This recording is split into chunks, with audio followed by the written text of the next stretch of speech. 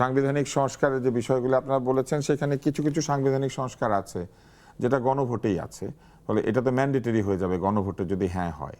তার মানে আপনারা গণভোটে না হলেও এই সংস্কারগুলি করবেন, তাই তো? বিষয়টা এখানে বিএনপি তার পজিশন আরও আগেই ক্লিয়ার করেছে। বিএনপি ম্যানিফেস্টোর দিনও বলেছে, যেহেতু দীর্ঘদিনের পুরনো রাজনৈতিক দল, তাদের একটা ধারাবাহিকতা থাকে।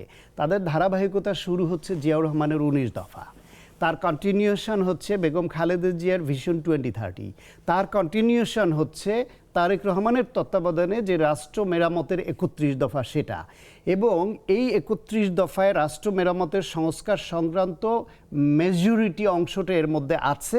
সেটা বিস্তারিত না থাকুক, হেডলাইনে থাকুক, কোনো না কোনোভাবে আছে। এই যে 2 টার্মের বেশি প্রধানমন্ত্রী থাকবে না, এটা প্রথম লিখিত আকারে এইভাবে বিএনপি দাবি করেছে, প্রকাশ করেছে। এখন ঐকমত্য কমিশনে গিয়ে যখন এই সংস্কার নিয়ে আলোচনা হয়, তখন দেখা গেছে তার অনেকগুলোই বিএনপি এটা আগেই অঙ্গীকার করেছে, তার সঙ্গে কিছু ডালপালা যুক্ত করেছে এরা, অথবা কিছু ডালপালা ছেটে দিয়েছে। সেই অবস্থায় বিএনপির বিষয়টা হচ্ছে তাদের যে 31 দফা, তার মধ্যে যেগুলি এই ঐকমত্য কমিশন, সংস্কার কমিশনেও আছে, এইটার সঙ্গে ম্যাচ করে, সেটা তাদের অগ্রাধিকার। তারপরে হচ্ছে তাদের এখানে ওই ঐকমত্য কমিশনের বা হেনা ভোটে ওর মধ্যে নেই, কিন্তু তাদের 31 দফায় আছে, সেটা সেকেন্ড অগ্রাধিকার।